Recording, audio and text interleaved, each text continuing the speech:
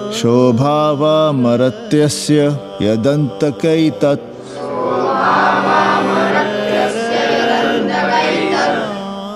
सर्वेन्द्रियाणां जरयन्ति तेजः। नचिकेता ने यम से कहा, हे यमराज, ये भोग कल रहेंगे या नहीं, इसका भरोसा नहीं।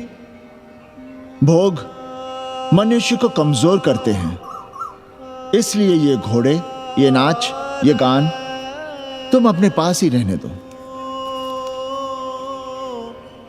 कहां मर रहे थे? आज भी लेट। गुरुदेव, एक जगह तेरे की पूड़ी खाने गए थे। देखो, एक बात जान लो, रोज रोज ना मुंडन होगा, ना चटावट, ना तीज, ना तेरही। इसलिए अपने पर भरोसा रखो। थोड़ा संस्कृत पर लिख लोगे तो आत्मज्ञान पा सकोगे, वरना 1 पाव आटा, 2 आलू, 5.25 रुपए के सीधे के लिए जजमान को ढूंढते रहना। ना साले रोज रोज ग्रह नक्षत्र खराब होंगे, ना रोज रोज जजमान आएंगे। नचिकेता से ही कुछ सीख लो। यमराज घोड़ा, हाथी, सोना, सुंदर सुंदर स्त्रियां दे रहा है, पर वो कहता है कि मुझे ज्ञान दो। कहता है, ना वित्तेन तरपणियो मनुष्य। मनुष्य के धन की प्यास कभी नहीं बुझती।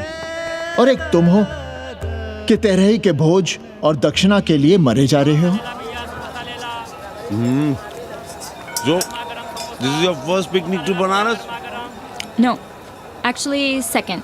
Oh, Yeah. finding peace here. Moksha. No, actually finding a place here. American देवी घाट पर रहना चाहती है। तो ये कौन मुश्किल काम है गुरु? भोसड़ी के। इतना आसान होता तो हम ही नहीं कर लिए होते। जरा पता करो, कोई बामन ठाकुर घुमियार अपनी कोठरी उठाना चाहता है क्या? कमीशन में तुम्हारा भी हिस्सा रहेगा। 80 भदैनी में कोई ऐसी गली है क्या जहाँ कूड़ा, कुत्ते और किराएदार ना हो? पंचांग और किराएदार ही तो पंडों का सहारा है। पर जब तक चूतड़ ना हिलाओगे, यहाँ बैठे बैठे कैसे पता करोगे? किराएदारों की कौन कमी है यहाँ? मारे मारे फिर रहे गली गली, और किराया बस इतना कि समझो मुफ्त में। और महीना हुआ नहीं कि किचकिच शुरू। बिजली का बिल हो तो किचकिच, पानी ना मिले तो किचकिच, खाली करने को कहो तो किचकिच। और ऐसे में अगर किराएदार होशियार हुआ तो गई कोठरिया हाथ से, फिर लड़ते रहिए सारी जिंदगी मुकदमा। पर हम स्वदेशी नहीं, विदेशी किराएदार के लिए पूछ रहे हैं। विदेशी? पर पूरी बावन है, बनारस पर काम कर रही है, उठानी है तो बताएं। पागल भयो क्या? हम किसी विधर्मी को कोठरी कैसे दे दे? कोठरी तो है हमारे पास, पर उठाएं कैसे? तुम धर्मनाथ पड़वा को नहीं जानते का? कानी उंगली पराश उठाए घूमते हैं। कोई अंग्रेज घर में घुसा नहीं, बलवा कर देंगे एकदम। संस्कृति के रक्षकों को बुला लेंगे, फिर कोई धरना दे के बैठ जाएगा, कोई गले में पत्थर बांध के गंगा जी में डूबने की धमकी देगा। हाँ तो आप पांडे जी से आशीर्वाद ले लीजिए। मांगने पर भोलेनाथ क्या क्या नहीं देते। पांडे जी आशीर्वाद नहीं देंगे क्या? अरे वो बड़ा हरामी है साला। ना सुप्तस्य सिंहस्य मुखे प्रवशन्ति मृगाः। सोए हुए शेर के मुंह में हिरन नहीं घुसता, उसे शिकार करना पड़ता है उपाध्याय जी। प्रयत्न करने से ही कार्य सिद्ध होता है। क्यों रहने दे हम विदेशियों को 80 पर? अब देखिए, क्योंकि 80 की हर गली सीधे घाट पर, और घाट पर हर मकान की खिड़की सीधी गंगा की ओर खुलती है। घर से बाहर कदम रखो तो गंगा, खिड़की से झांको तो गंगा।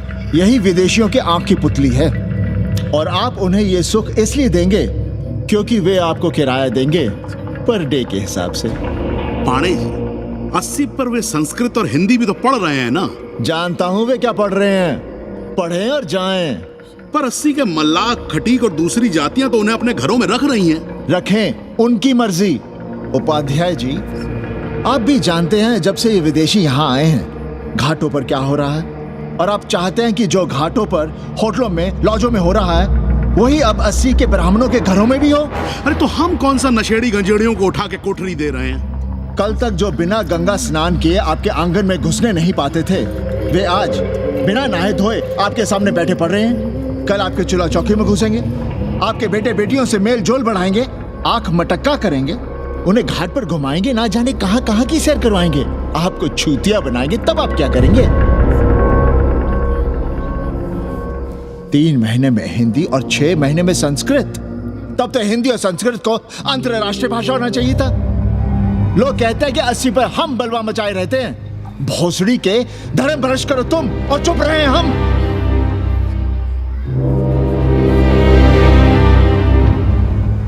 खबरदार जो किसी अंग्रेजन को किराएदार रखा